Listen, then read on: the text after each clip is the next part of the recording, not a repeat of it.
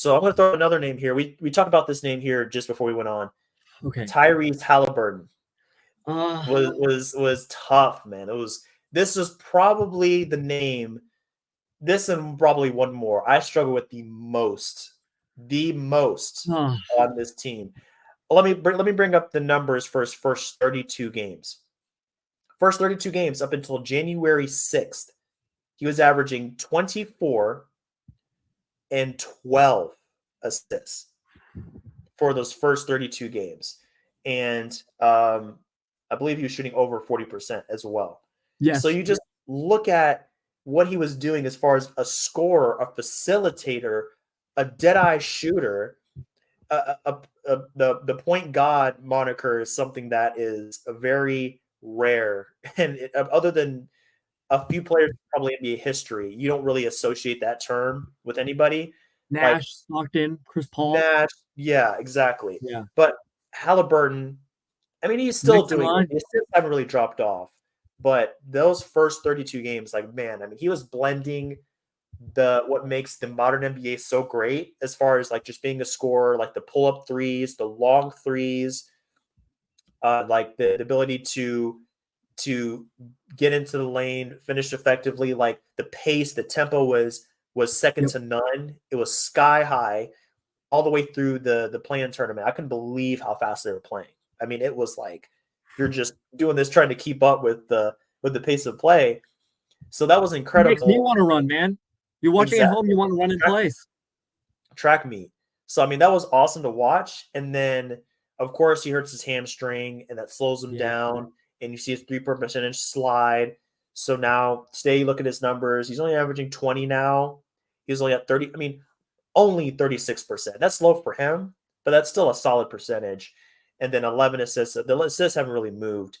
But the first 32 game stretch for him, which for him is basically half his games, it was that good. Like he was in conversation for, I mean, he was in that first, second team range through There were 32 people games. talking about him in the MVP conversation. He was I in know it's MVP been a conversation while, as but well. that was a Yeah, real thing humans were saying.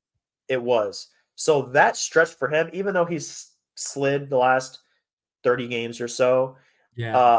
I think he did enough, just enough for him to maintain that position on third team. Okay, yeah, he slid from first, second down to third, but I mean, he's still having a solid season. The last 30 games, there's been some rough outings, but he still had some flashes of his old self along the way.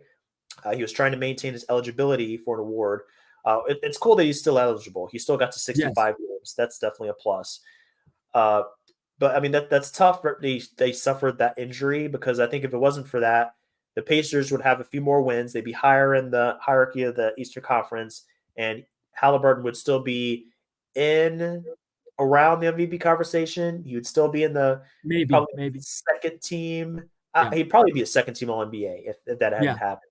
So want to throw that out there and just mention that I think he's still having a sensational season, even though he had a really unfortunate injury that I think just sapped him of some of that effectiveness, especially from three. I think that's where he's had his biggest drop off.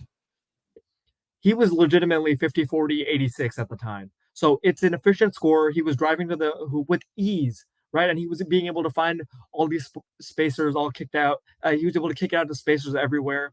And because he's such a good passer as well, when he kicks it out from a drive, his passes tend to be more valuable than anybody else's because he's so good at being able to slingshot it from one side to the other. He can hit the skip pass with a no look, a jump pass. Like he has a lot of different varieties of distribution, which make his scoring even more valuable because his scoring blends so well with his passing.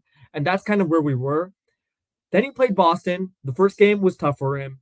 They were kind of exploiting him as well on defense because the defense is still very suspect to me. Then he got hurt, and since then it's been a completely different player. And that's what makes this so tough because his defense was already bad, and I think after the injury, he's been someone who they've basically had to protect, and I still think his defense has been really poor. Of all the people in consideration for me, for all NBA, I think over the course of the season, I think his defense might be singularly the worst. But then again, I go back to okay, what do I do here?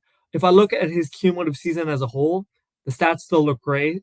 And so I also ended up putting him. I think I'll make the choice right now in the moment to keep him on my third team.